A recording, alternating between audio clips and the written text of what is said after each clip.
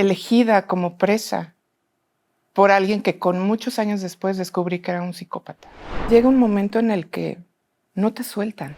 O sea, ya eres de mi propiedad, ya es un apretón de manos que te incomoda, que es un símbolo muy importante de que a partir de ahora tu tiempo me pertenece. Porque no sabes. O sea, te estoy poniendo a prueba y no la pasas. Entonces yo decía, ¿qué estoy haciendo mal? En una ocasión me puso de rodillas y metió mi cabeza dentro del refri para que yo viera que había gérmenes adentro del refri. Estás detenida, me enseña una orden de aprehensión. Llegamos a una gasolinera en un lugar muy solitario. Entonces, ese sonido de rejas todavía me duele, o sea, todavía me afecta. Me dice, te lo advertí. Así te lo advertí. Con un logro en la cara, esto es solo el principio. El enemigo era tan fuerte, tan poderoso, que mi opción era cambiar de identidad.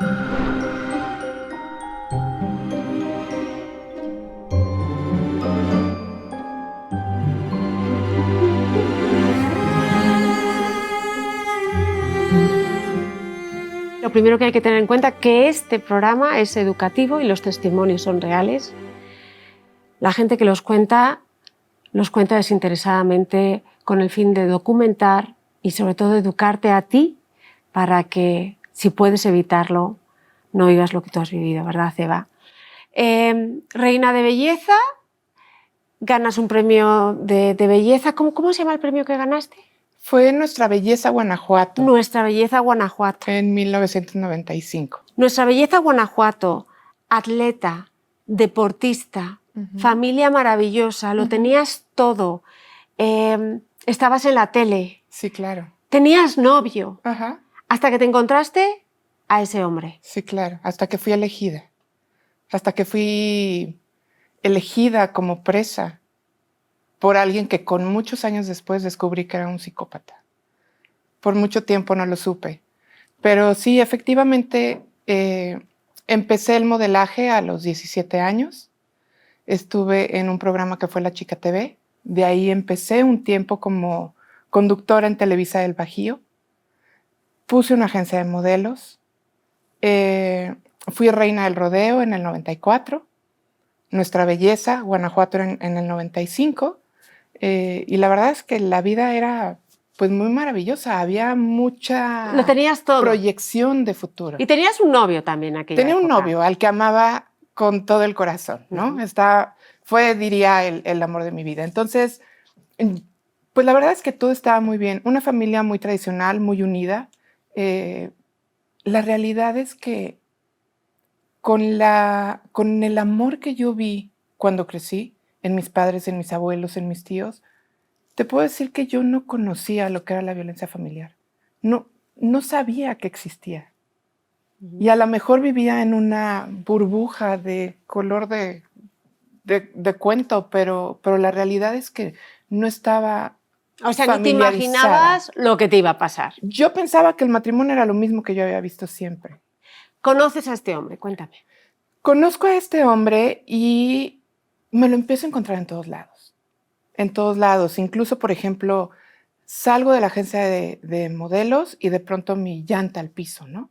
Entonces, en lo que estoy viendo cómo solucionar el tema, de pronto aparece para solucionar, aquí está el príncipe para arreglar, ¿no? Entonces, con encuentros así, obviamente terminamos cenando, yo muy agradecida, y empieza a ver como muchas coincidencias. Y es que esto no puede ser coincidencia. Luego yo como reina de belleza, la realidad es que tenía el tiempo muy ocupado. Estaba entre los entrenamientos de atletismo, que eran dos horas de ejercicio por lo menos al día. Todavía estaba en la escuela, en preparatoria, y además, pues eran grabaciones, eventos sociales, inauguraciones de algunos lugares. Como reina de belleza era embajadora de conciencia turística del estado de Guanajuato. O sea, estabas ocupadísima. Muy ocupada visitando municipios y demás. La relación sigue cada vez metiéndose él un poco más. Llega un momento en el que no te sueltan. es increíble, pero aparece en todos lados y empieza a ser como muy natural. Empieza a llegar, empieza a acercarse. Me hablas de aparecer en todos los lados, por ejemplo. Por ejemplo, lo que te decía de la agencia de viajes, de modelos, perdón. Lo que te decía de la agencia de modelos, en donde casualmente cuando necesito ayuda, aparece. Por ejemplo, una vez iba manejando y de pronto en un coche que yo no conocía, que él tenía, llega y se frena como si me fuera a chocar. Y de repente se asoma por la ventana, yo pité y me dice, eres tú, casualmente. Pero cuando empiezas a ver un poquito en retrospectiva, te das cuenta que no eran coincidencias. Encontrarnos en todos los lugares, encontrarnos casualmente en todos los lugares. O decir, yo voy contigo, yo te acompaño, yo te ayudo, tienes este tema, no te preocupes. Mi relación con el que era mi novio empezó a ser un poquito complicada porque yo estaba muy ocupada. Mis papás empezaron a pretender un poquito que ellos tenían, por ejemplo, lo supe con el tiempo, tenían miedo de un embarazo adolescente, ¿no? Entonces me empezaron como a limitar un poco los permisos y él era el protector, yo te entiendo, cuéntame cómo están las cosas, yo te entiendo, platícame. Y pues bueno, así fue. Y no fue tanto el tiempo, fue muy rápido. ¿Él era el protector? ¿Quién? ¿El novio? Este hombre, ¿no? Vamos a llamarle Pepe. Vamos a llamarle Pepe. Ok. Pepe era el que actuaba de protector, ¿no? Sí, claro. O sea, ¿y tu exnovio qué hacía mientras tanto? Mi exnovio, pues bueno, empezó a ser un poquito frustrante no podernos ver tanto tiempo. Y él nos fue alejando y se fue metiendo. Entonces empezó a hablarle mal a mis papás de él. Hizo parecer que él había hecho un fraude contra mi papá, cosa que nunca fue cierta. Entonces empezó a meter como mucha fricción en la relación, pero no se preocupen, yo estoy aquí, yo cuido, yo estoy aquí. ¿Cómo yo se mete él en protejo. tu casa, teniendo tu novio? Pues es que te digo, la relación con el novio era ya un poquito fría, un poquito alejada por la misma situación, por la cantidad de trabajo y todo esto. Entonces, Eva, a ver, yo para enterarme, ¿cómo se mete en tu casa? ¿Cómo pasa la situación para que estuvieras al final atrapada? Bueno, él empieza a aprovechar todos los pretextos que hay. Él como hombre protector, como cuidador, se mete en un papel de salvador. Y él tenía gente trabajando para él, entonces había un tema de mantenimiento en casa de mis papás y él aprovecha, no se preocupen, yo llego, yo tengo gente, yo arreglo y empieza a entrar a la casa, empieza a tener pretexto y resulta que algo que se hubiera solucionado muy rápido toma tiempo para solucionarse.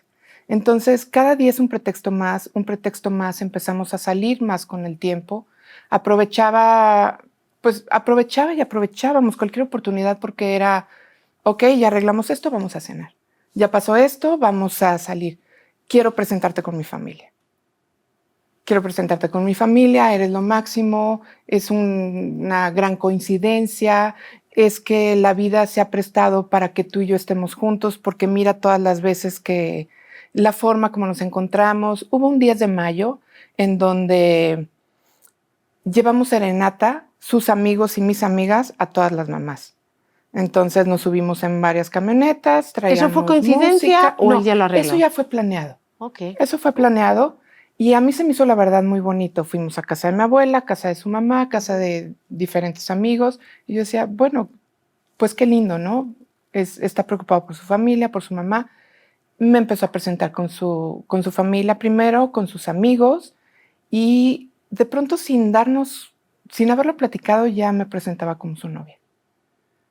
Y era un poco complicado. ¿Y tú ya habías cortado con el otro chico? Ya estaba la relación terminada. Uh-huh. Y pues bueno, empieza a acompañarme a los eventos de Nuestra Belleza. Empieza a acompañarme como yo voy, yo te cuido, ya como pareja. Y de pronto un día me dice, te tengo una sorpresa. Entonces paso por ti a tal hora, llega a mi casa y vamos a Expo tu boda. Uh-huh. En Expo tu boda yo dije, ¿qué estamos haciendo aquí? Yo pensé que a lo mejor íbamos al evento de la pasarela de las novias o alguna otra cosa y empieza a presentarse en todos los stands, me jala del brazo, yo me empiezo a sentir muy incómoda porque era reina de belleza, no puedes exponerte de esa manera, firmas un contrato en donde tienes que cuidar mucho las formas y las relaciones, no exponerte a ningún tipo de cosas. Había medios de comunicación, había periódico, algo de tele y yo no quería que me vieran con él. Entonces yo me fui a donde estaban las novias haciendo la pasarela, los desfiles de los vestidos y él se fue a agarrarme, me agarra por primera vez fuerte del brazo y me dice que lo estoy haciendo pasar un ridículo tremendo porque él estaba ahí para ofrecerme lo que cualquier mujer puede soñar y yo no lo estaba aceptando. O sea, la primera vez que te agarra fuerte, ahí ya notas algo distinto, ¿no? Ahí noto una posesión muy fuerte, o sea, ya eres de mi propiedad, ya es un apretón de manos que te incomoda, pero había público. Entonces yo tenía que ser muy cuidadosa y no hacer algún escándalo, no soltarlo. Me empiezo a alejar, me voy al estacionamiento, tenemos un pleito fuerte en el estacionamiento y ahí es donde me dice que cualquier mujer estaría muy halagada de que estuvieran ofreciéndole lo que él me está ofreciendo, que ni siquiera me había ofrecido nada. Y nos metemos a la camioneta, me lleva rumbo a casa de mis papás y me deja, ni siquiera me deja en la puerta, me deja en la avenida. Entonces tú camina. Y con los tacones de nuestra belleza, sí, ¿no? bueno, claro, con los tacones y con el shock de haber pasado ese acontecimiento que fue muy desagradable. Finalmente, él me dice que me está ofreciendo un matrimonio, que me está ofreciendo mi sueño de ser mamá, que mi tiempo como modelo, como nuestra belleza estaba por terminar. ¿Pero te había pedido ya que te cases ahí? Nunca me pidió que me casara. La situación fue expo tu boda. Y si estamos aquí es porque yo te estoy ofreciendo esto. ¿El qué te está ¿Lo ofreciendo? tomas o lo dejas? Un matrimonio, un futuro, todo lo que siempre has soñado, eso es lo que te ofrezco. Finalmente, acepto casarme con él. Sin haber una petición formal ni nada. Sin haber una petición formal. En lugar de darme un anillo de compromiso, me da un reloj y cuando me lo da me dice que es un símbolo muy importante, de manera muy disfrazada de romántico, me dice que es un símbolo muy importante de que a partir de ahora tu tiempo me pertenece. Y así es como me pone el reloj. Y obviamente él empieza a decir, y mi tiempo te pertenece, y juntos vamos a construir, y vamos a hacer, y vamos a tener, y vas a ser la mujer más feliz, y yo voy a estar para cuidarte, protegerte y demás, ¿no? Para los preparativos de la boda, empezamos a revisar las opciones de luna de miel. Yo tenía la intención o las ganas de irnos a un crucero, y él quería ir a Canadá. Fuimos a una agencia de viajes, y la señorita nos dijo, no se preocupen, yo les hago un plan para la luna de miel. Él me dijo, yo me encargo de la luna de miel, va a ser mi sorpresa, tú despreocúpate. Y va a ser mi sorpresa, y va a ser mi sorpresa, ¿no? Llega el día de la boda, y él no quería que hubiera niños en la boda. Pero mi hermana, la chiquita, tenía 6 años. Entonces yo dije, mi hermana, la chiquita, y mis primas hermanas van a estar con nosotros. Es tu hermana, obviamente. Pero nada más, ¿ok? Llega el baile de los novios y cuando estamos haciendo el vals, las niñas corren y hacen un círculo a nuestro alrededor y él se agacha a hablarme por el oído y me aprieta el brazo y me dice, me estás haciendo pasar un ridículo, ¿las quitas tú o las quito yo?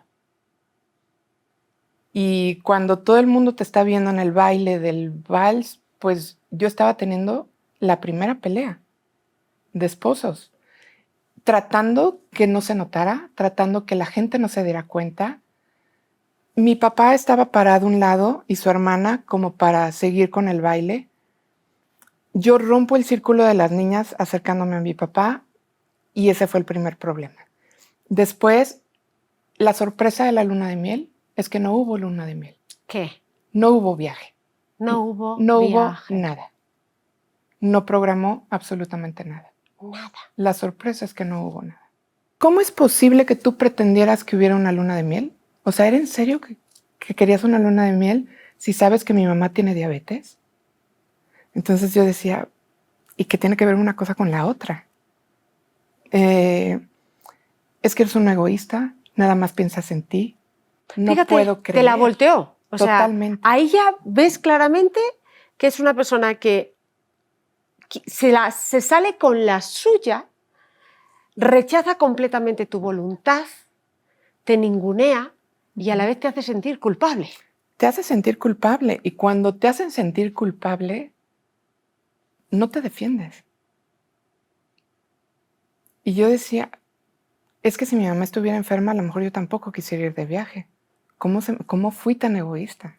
Y no hubieras pensado, si mi mamá supiera que yo me caso, lo más que querría es que yo me fuera de viaje Claro, con mi esposo o con mi esposa. claro. Y me cortó las alas inmediatamente. No hubo tiempo de romance, no hubo tiempo de luna de miel de recién casados. La primera acción que hizo como mi esposo fue cerrar mi agencia de modelos. Él se comunicó con el dueño del local, pagó el dinero que tenía que pagar por terminar el contrato antes de tiempo y un día pasó por mí y me dijo, necesito que me acompañes porque vamos a hacer algo. Llegamos a la agencia, dame las llaves y llegó con su gente a sacar todo lo que yo con tanto trabajo había logrado. Habíamos pintado paredes, habíamos pintado los bancos, espejos de piso a techo, teníamos, pues aparte de las pasarelas, teníamos cursos de automaquillaje y había sido mucho sacrificio que se acabó en 2 minutos. Me senté en una jardinera del centro comercial en donde estaba, yo estaba en Boulevard Campestre, en León, que era una avenida muy importante en su momento. Entonces para mí había sido un logro muy grande. ¿Y tus padres qué dijeron cuando cerraste la agencia? Es que él lo manejó como ya no necesita trabajar. Yo ¿Y lo me voy a aceptaron tus encargar. padres? Lo aceptaron. ¿Y tú? O sea, Yo no, me estoy poniendo al lado de la mala, no te enfades conmigo, Eva, pero, o sea, ¿cómo? O sea, yo hubiera dicho, pero ¿cómo es que me la cierras? Es que, por ejemplo, cuando me dice que la va a cerrar, yo le dije que era mi trabajo, que yo lo quería, y él me dijo que no estaba en discusión, que una esposa decente no tenía por qué tener un trabajo como el que yo tenía, que era algo casi de manejo de prostitutas. Uf, te cierra tu agencia, tu ilusión, tu vida. Y me limita todo el ingreso económico.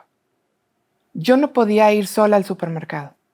Si íbamos en pareja, él seleccionaba qué se podía meter y qué no.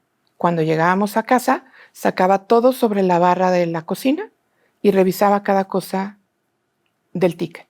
Y me decía, ¿cuánto decía la etiqueta del pan? Y yo, no sé, no me fijé. ¿Cómo no te vas a fijar? Como a ti no te cuesta el dinero, por eso no te fijas. Y por eso no te dejo que hagas las compras tú sola. Porque no sabes. O sea, te estoy poniendo a prueba y no la pasas. Entonces yo decía, ¿qué estoy haciendo mal? Y así fue como empezamos a tener muchos problemas todos los días. Era un obsesivo con la limpieza. Llegaba, es una persona de 1,90, llegaba y con los dedos revisaba la parte de arriba de los ventiladores, movía la secadora para revisar que no hubiera pelusa en la parte de atrás, me agarraba del cabello y me sangoloteaba la cabeza, en una ocasión me puso de rodillas y metió mi cabeza dentro del refri para que yo viera que había gérmenes adentro del refri. Entonces, aquí hay gérmenes. Y tú no estás haciendo bien las cosas, tú no estás haciendo bien tu trabajo. ¿Y ahí no pensaste en salir? Yo pensaba en salirme, pero pasó algo muy fuerte. El que era mi novio tuvo un accidente en un automovilístico y lamentablemente falleció. Fue un accidente muy extraño. Él iba por el río de los Gómez o el Malecón en León, que es una avenida que va metros arriba y abajo pues está lo que antes era un río, y me dicen que él pierde el control y ahí pues se va a la parte de abajo y pierde la vida. Entonces, eso a mí me provocó una depresión tremenda. Cuando yo me entero, voy al velorio. Su madre me dice, prometió amarte hasta el último día de su vida y lo cumplió. Y la flor que tenía en la parte de arriba de la urna le da un beso y me la da.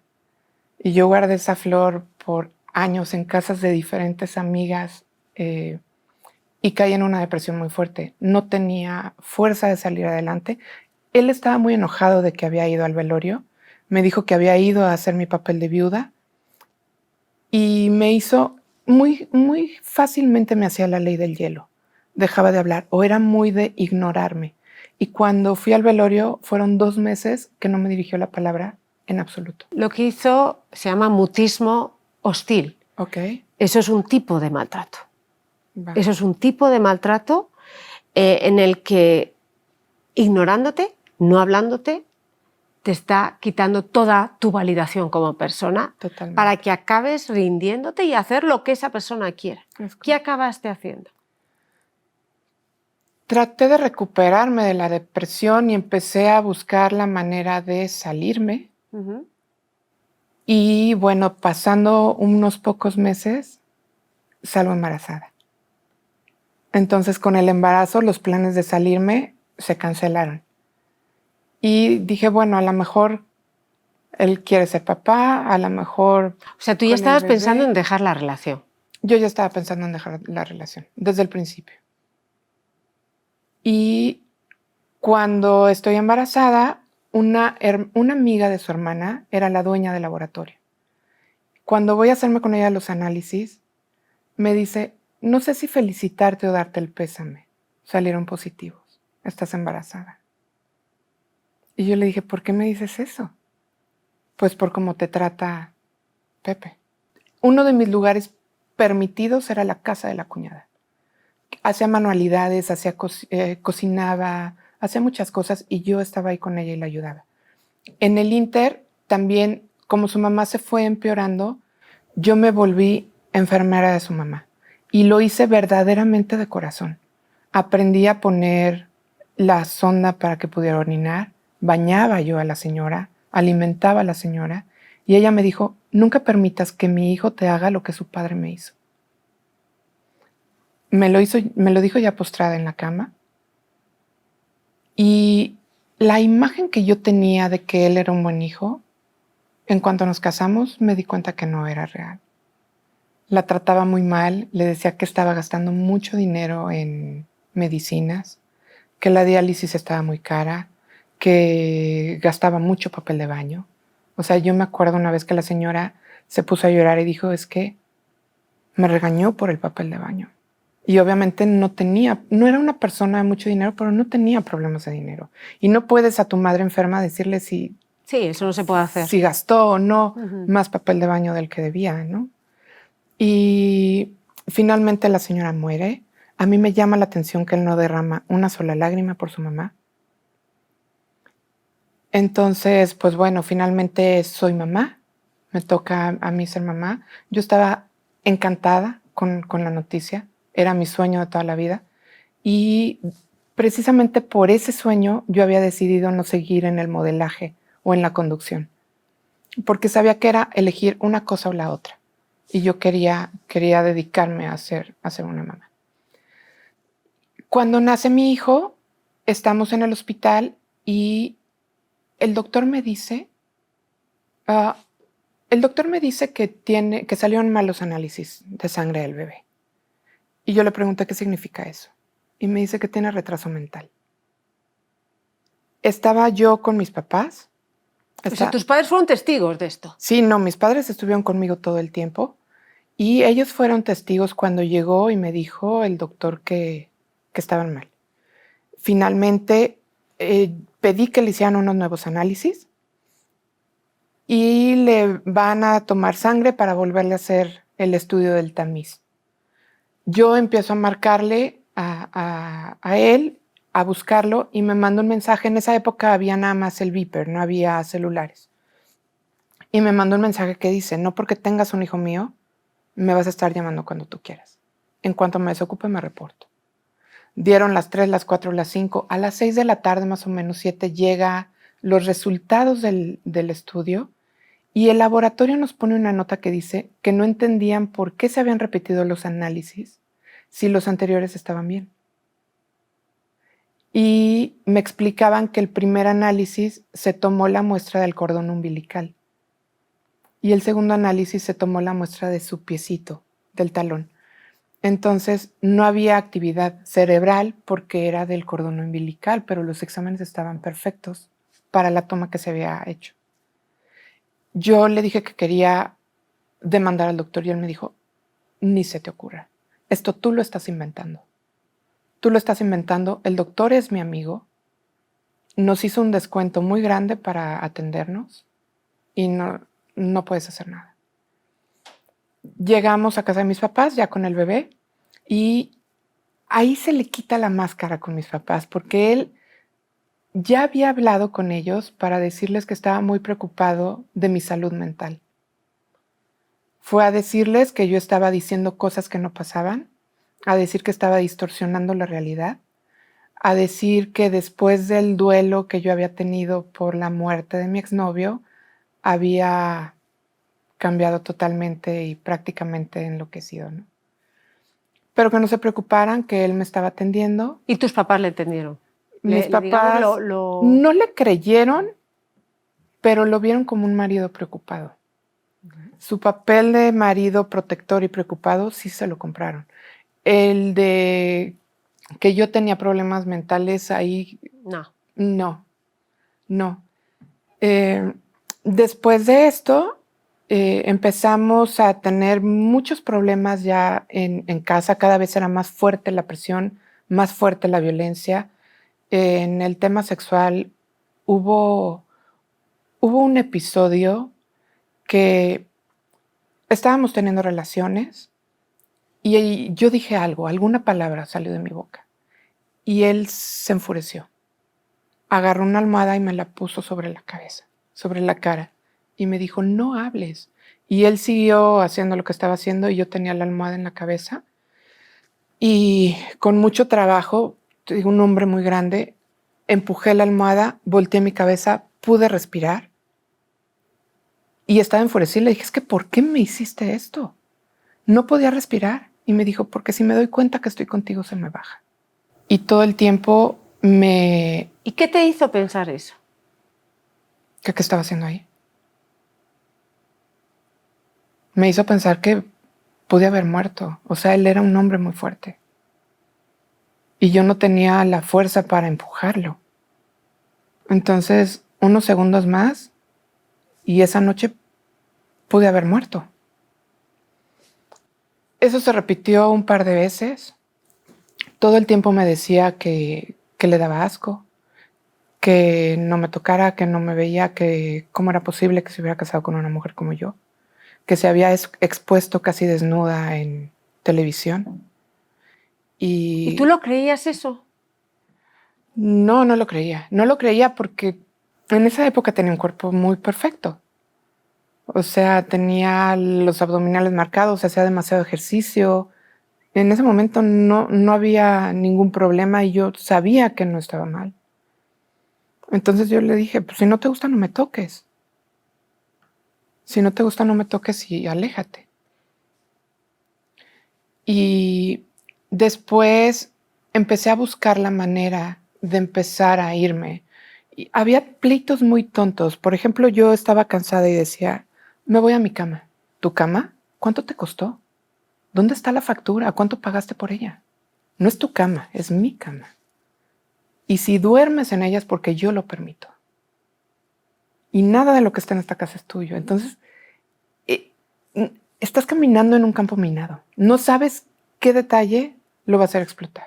Si tú a él no le prendías en la cama, ¿qué pensabas? ¿Que estaba con otra persona? Yo pensaba que estaba con alguien más. O sea, yo pensaba que estaba teniendo aventuras por otro lado.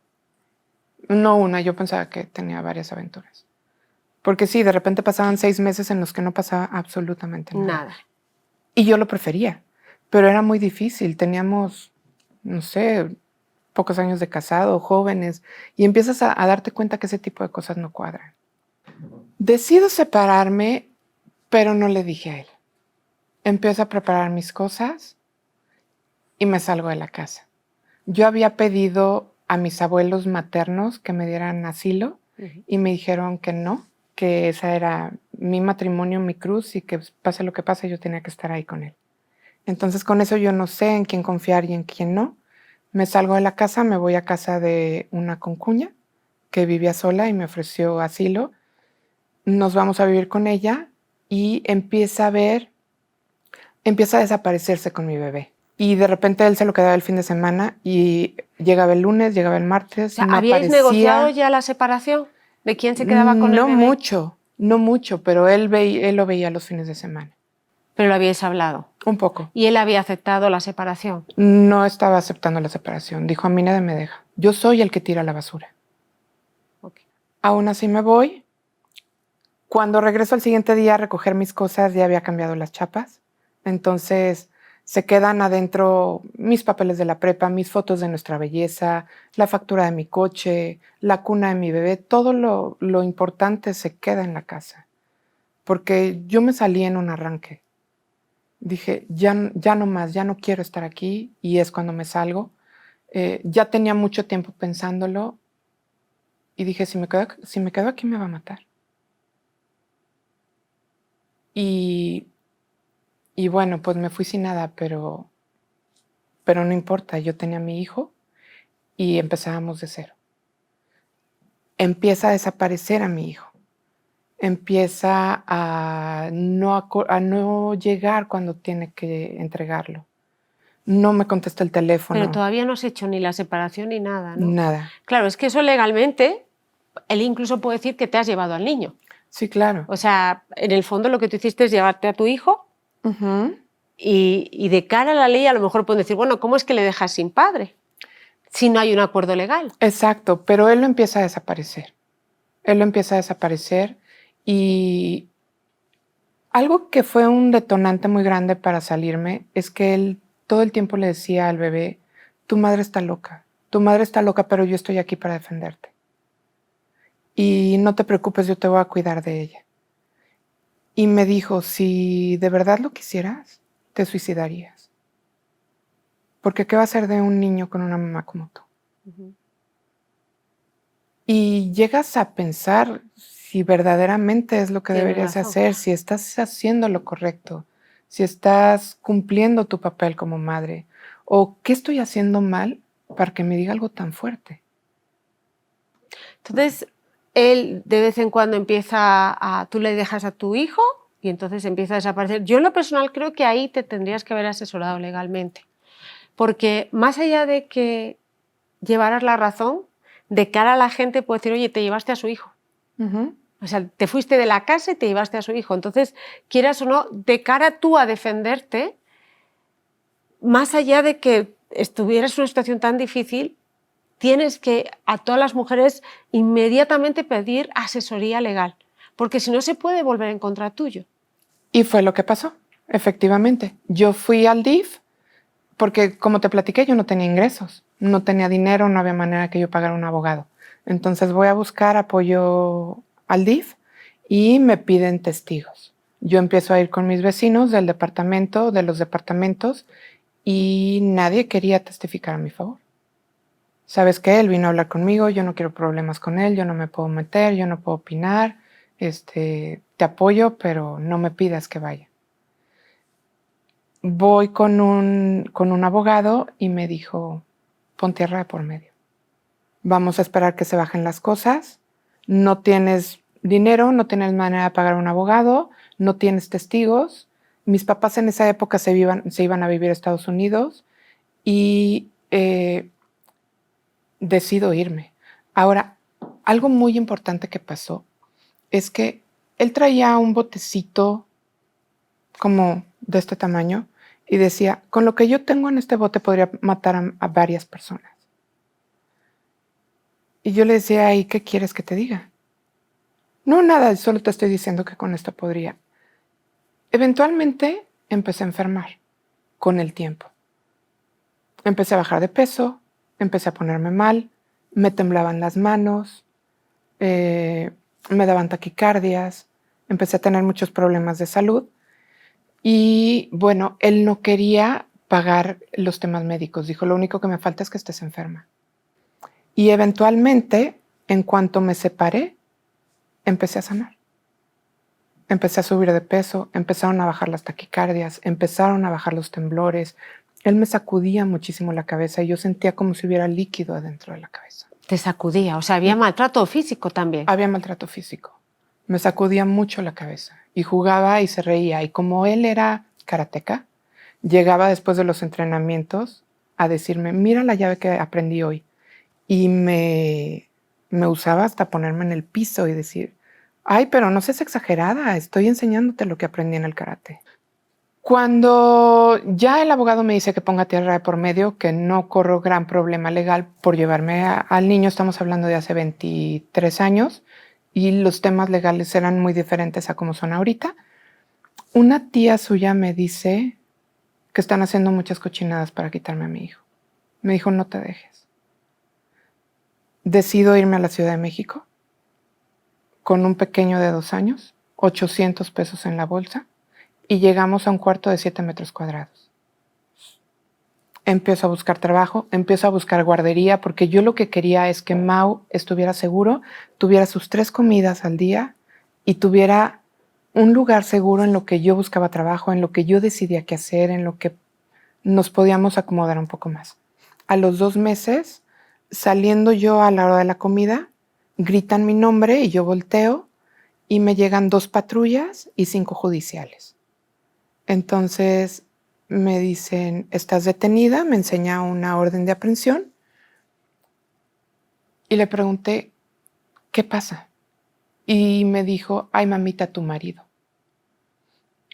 Me meten a la patrulla, yo le pido a mi jefa que iba conmigo que por favor le diga a mi compañera de trabajo, la de escritorio que estaba al lado mío, que vaya a la guardería de mi hijo y que diga que no lo entreguen a nadie.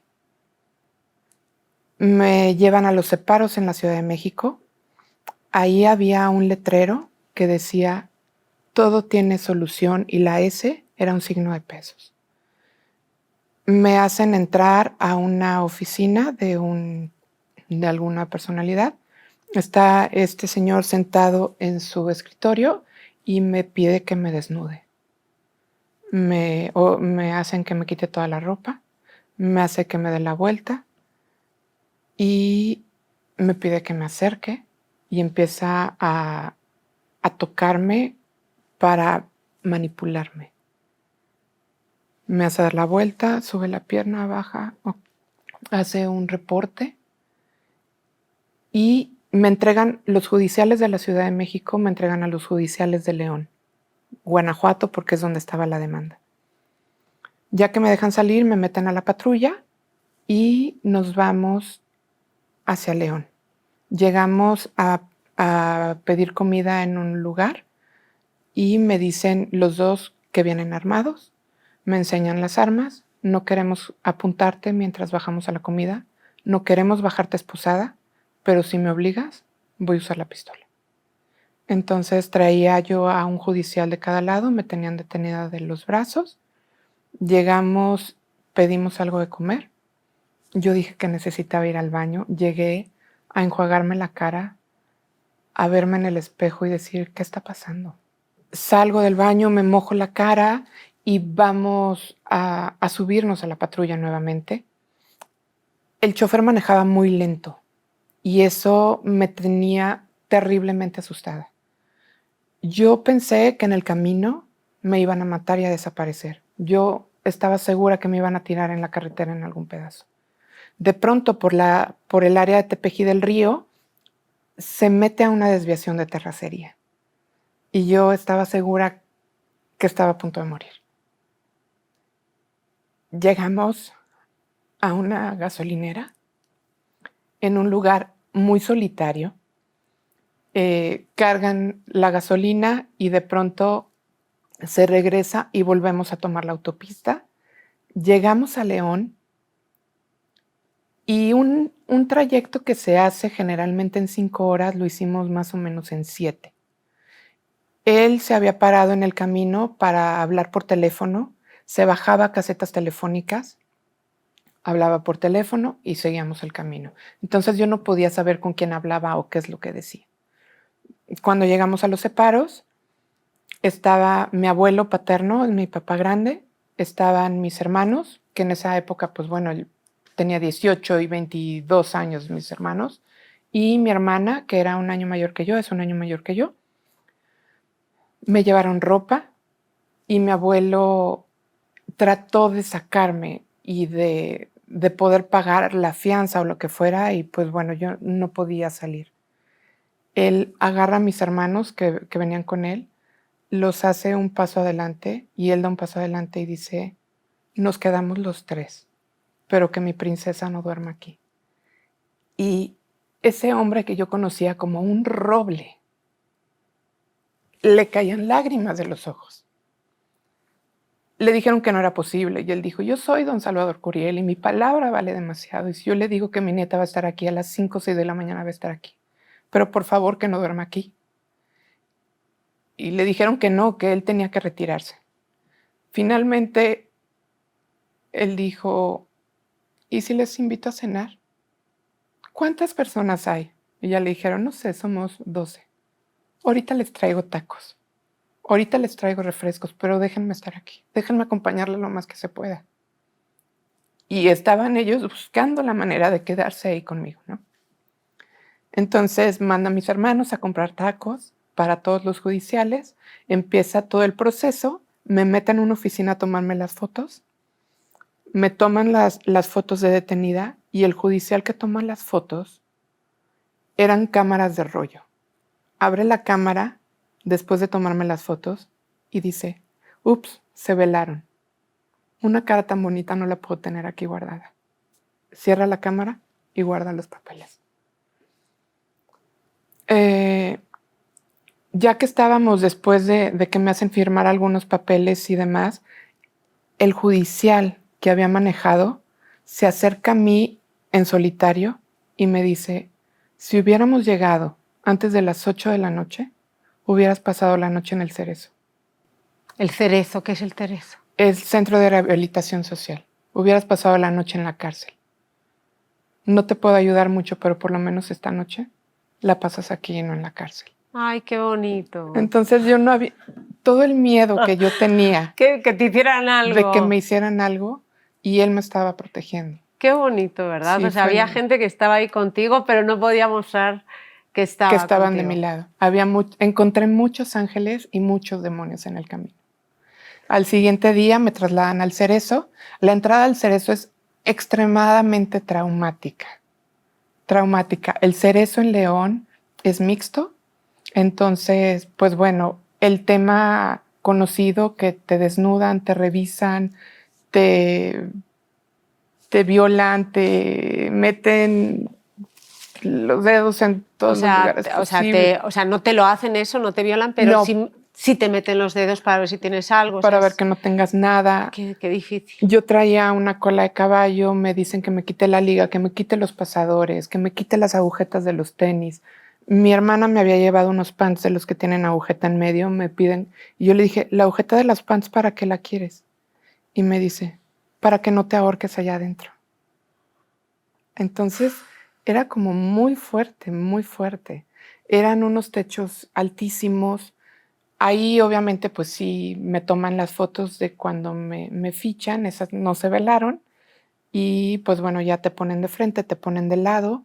Y finalmente entró el Cerezo, había 4 hombres adelante de mí, estaba yo y había un chico atrás. Entramos por un pasillo de rejas, el techo es muy bajito, puedes perfectamente tocarlo con la mano, las personas altas se tienen que agachar un poco y es totalmente surreal. Son jaulas. El que venía hasta adelante empezó a gritar, ya volví, ya volvió Charlie, y aquí estoy. Y empiezan los reos a jalar las rejas. Entonces, ese sonido de rejas todavía me duele, o sea, todavía me afecta. Y yo era la única mujer, había muchos hombres. Empezaron a masturbarse, porque empezaron a gritar, una mujer, y corrieron todos a ver. Gritaban carne fresca, espérate en la noche, yo te voy a visitar, no yo primero.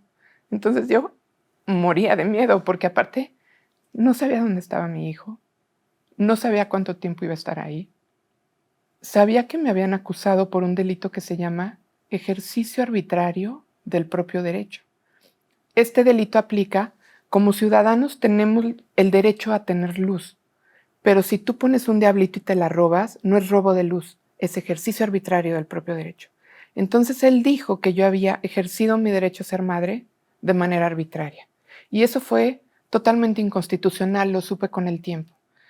Cuando llegamos a los juzgados, hay una reja en donde solo entraban mis dedos hasta aquí. Entonces, al principio yo no podía ponerme un anillo, porque a la hora que tocaba el anillo con mi dedo, era un recordar y un volver a sufrir el hecho de que mis manos no podían salir, ¿no? Veo a mi hermana en la orilla, tratamos de comunicarnos, mi abuelo, mi papá grande estaba ahí todo el tiempo, y este hombre altísimo, soberbio, me dice, te lo advertí. Así te lo advertí. Con un logro en la cara, esto es solo el principio. Él me había amenazado cuando decidí dejar la casa, me había amenazado de muerte, me había amenazado de quitarme a mi hijo, y no voy a parar hasta que acabes en un manicomio. Así si algún día se te ocurre hablar, nadie va a creerte. Pues mira, aquí estás. Y estoy aquí. Aquí estás. Sí. ¿Cómo sales de la cárcel? Mi abuelo paga una fianza. La verdad es que ¿Cómo se llama tu abuelo? Salvador Curiel. Salvador Curiel. Sí. Qué señor, ¿verdad? Sí. Qué caballero. Mis papás estaban en Estados Unidos. Trabajando. Y papá grande. Pobrecitos. Papá grande fue el que estuvo ahí. Mis amigas, mi tía Meche. Y me platican porque empecé a escribir un libro. Y para escribir el libro empecé a hacer entrevistas de cómo vivió cada quien los días más importantes. Y me platican que 2 estaban haciendo fila en el banco, mientras otros 2 estaban haciendo fila en el Cerezo, y otros 2 estaban, y había coches para ir y venir, porque un trámite que tenían para que conseguir hacer tu fianza, para ¿no? conseguir que yo saliera. Porque él quería que eso era un viernes, y él quería aplicarme un sabadazo. O sea, que te quedaras que el me fin de quedara semana. hasta el lunes. Y él hizo todo lo posible por alargarlo para que yo me quedara hasta el lunes. Y mi gente hizo todo lo posible por recortarlo. Por recortar. Y lo lograron. Yo qué salí. Bien. ¿Saliste? Salí. Ay, qué bonito. Cuando salgo... Hay que hacer una peli de esto, ¿eh? Eso sería muy bueno. Quiero que pase. Cuando salgo, a la hora que se abren las puertas, lo primero que sientes es el aire. Ay, qué rico.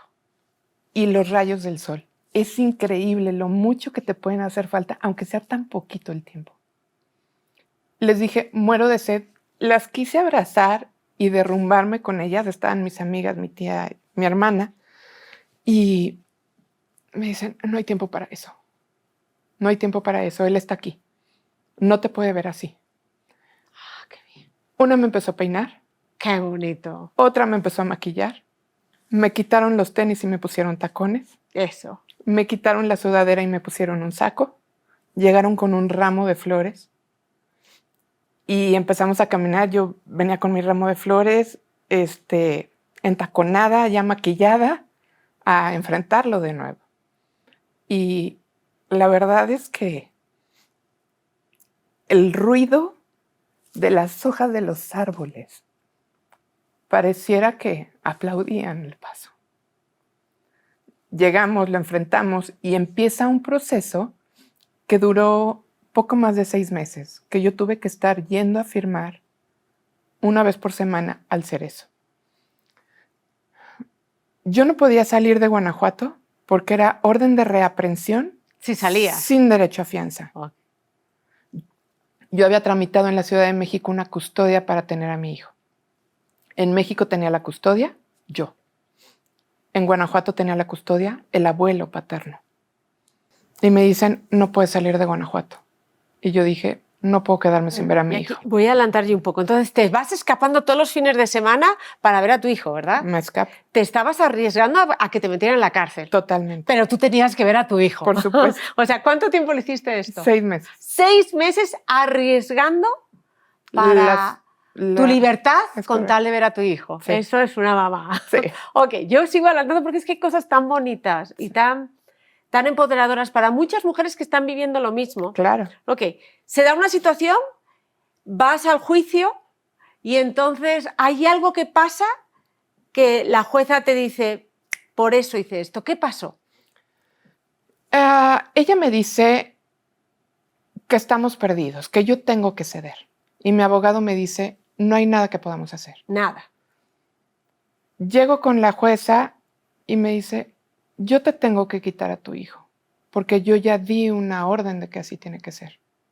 Y yo saqué unos papeles que traía, saqué fotos, saqué cuadernos, saqué en una hoja de papel, habíamos dibujado mi mano y su manita. Y le dije, no me quites a mi hijo. Me dijo, me hablaron de ti como una mujer que no veo en ningún lado.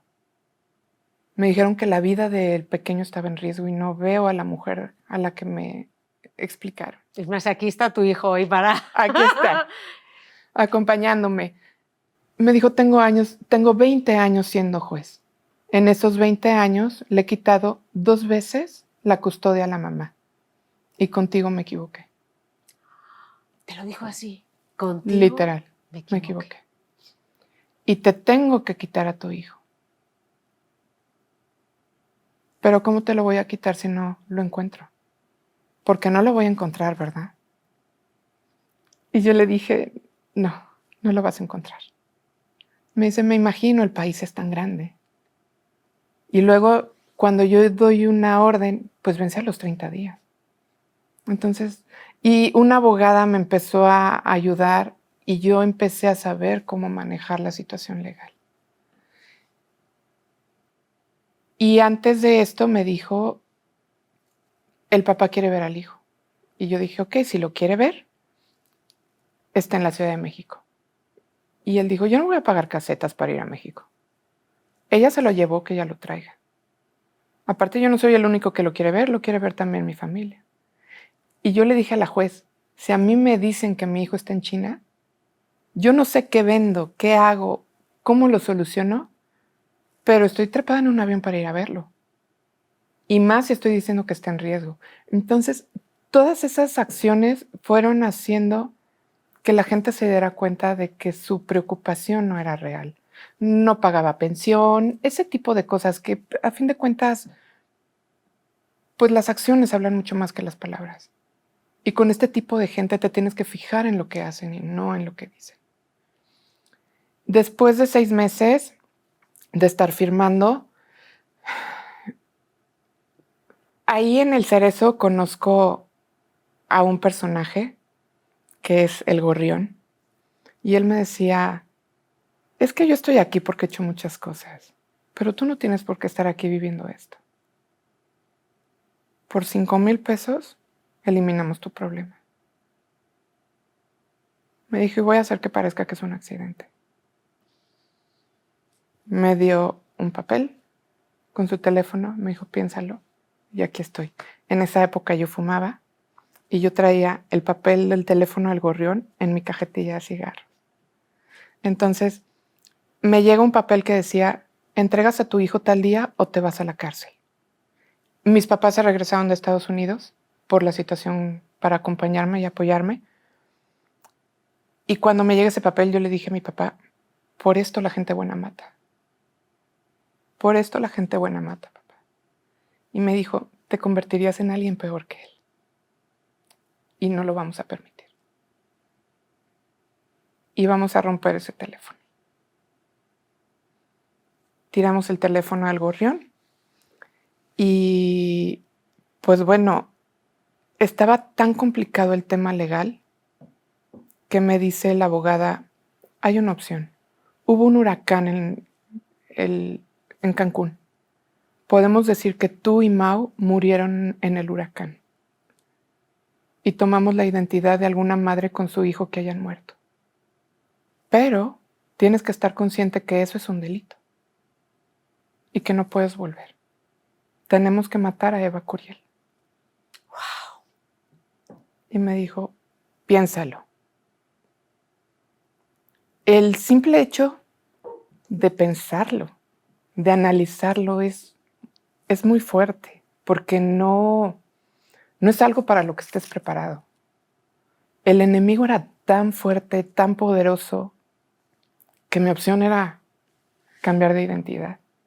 ¿Lo hiciste? No. No. Te hemos presentado con Eva, le he contado, he hecho un spoiler.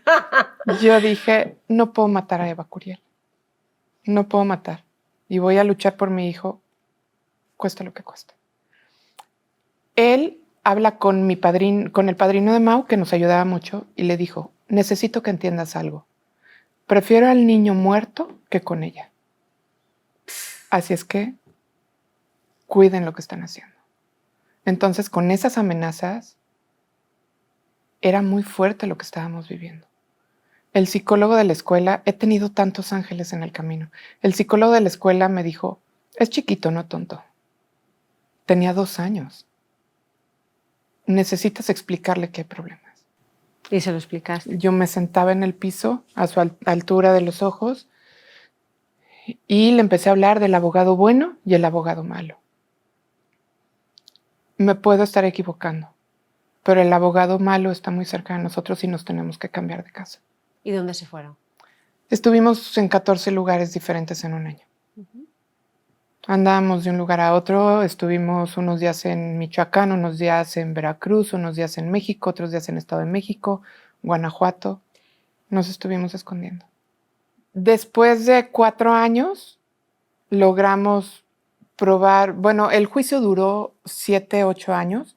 Después de 2 años recupero yo la custodia y la patria potestad. Después de 4 años quedamos divorciados.